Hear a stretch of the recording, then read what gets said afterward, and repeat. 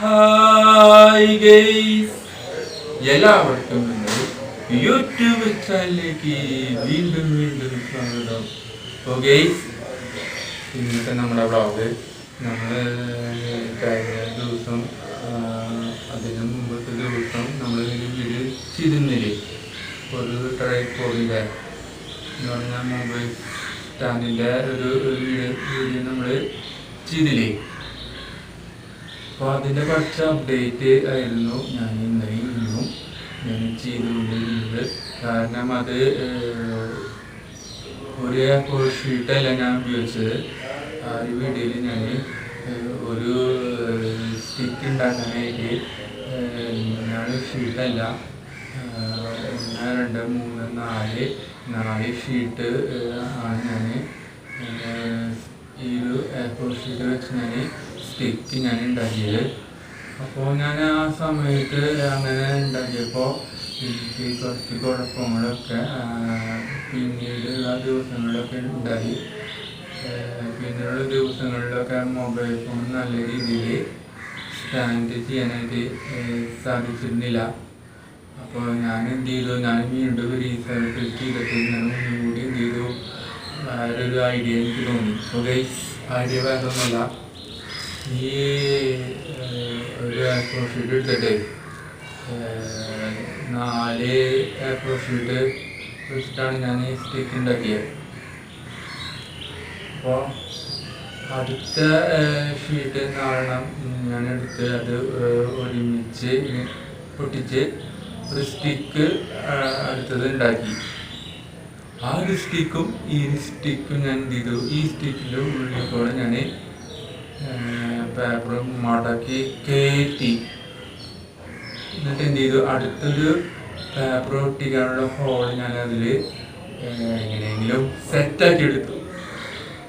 അപ്പം അങ്ങനെയാണ്, അങ്ങനെയും ഇങ്ങനെയും ഒക്കെ ബുദ്ധിമുട്ടി ഒക്കെ ആണ് ഞാൻ ഇങ്ങനൊരു സംഭവം ഇങ്ങനൊരു രീതിയിൽ ഞാൻ ഒപ്പിച്ചെടുത്തത്. അത് ഞാൻ പറയാൻ ഞാൻ പറഞ്ഞില്ല, ലാസ്റ്റ് ഒരു ഷീറ്റ് അല്ല ഞാൻ ഉപയോഗിച്ച്, ഒരു ഷീറ്റിൽ ഒരു സ്റ്റിക്ക് ഉണ്ടാക്കാനായിട്ട് 4 എ4 ഷീറ്റാണ് ഞാൻ ഉപയോഗിച്ചത്.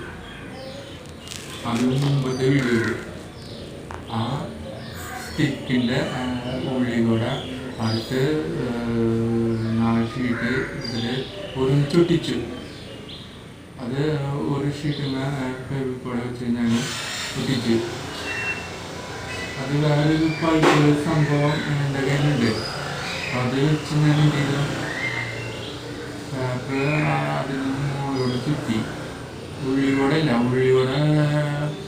തയ്ച്ചു കഴിഞ്ഞാലേ ആ ഒരു സ്റ്റിക്കിൽ ഞാൻ ഇതുണ്ടാക്കാൻ വേണ്ടിയിട്ട് ഉപയോഗിച്ച സ്റ്റിക്ക്, ആ സ്റ്റിക്കിൽ ഒട്ടി പിടിക്കും.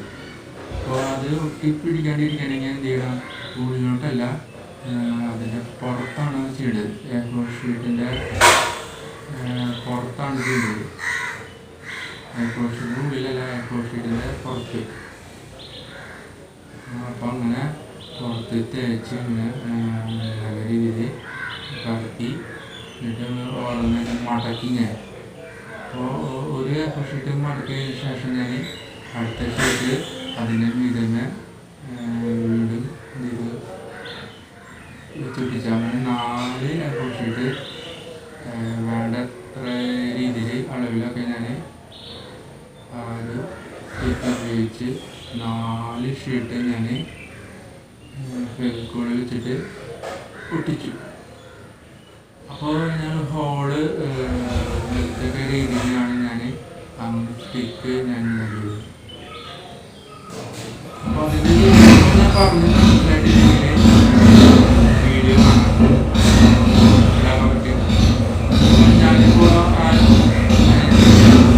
ചെയ്യുന്നതിൻ്റെ വീഡിയോ ചെയ്തിട്ടുണ്ടെങ്കിൽ ചെയ്യാൻ ശ്രമിക്കാം. അടുത്ത വീഡിയോയിൽ ഞാനത് കാണിച്ചു തരാം. അപ്പോൾ അതിന് ശേഷം ഞാൻ മുമ്പ് ഞാൻ സ്റ്റിക്ക് ഉണ്ടാക്കിയിരുന്നു. അപ്പോൾ ആ സ്റ്റിക്ക് ഉണ്ടാക്കി കഴിഞ്ഞാൽ എന്ത് ചെയ്തു, ഇന്നലെ കഷ്ടപ്പെട്ട്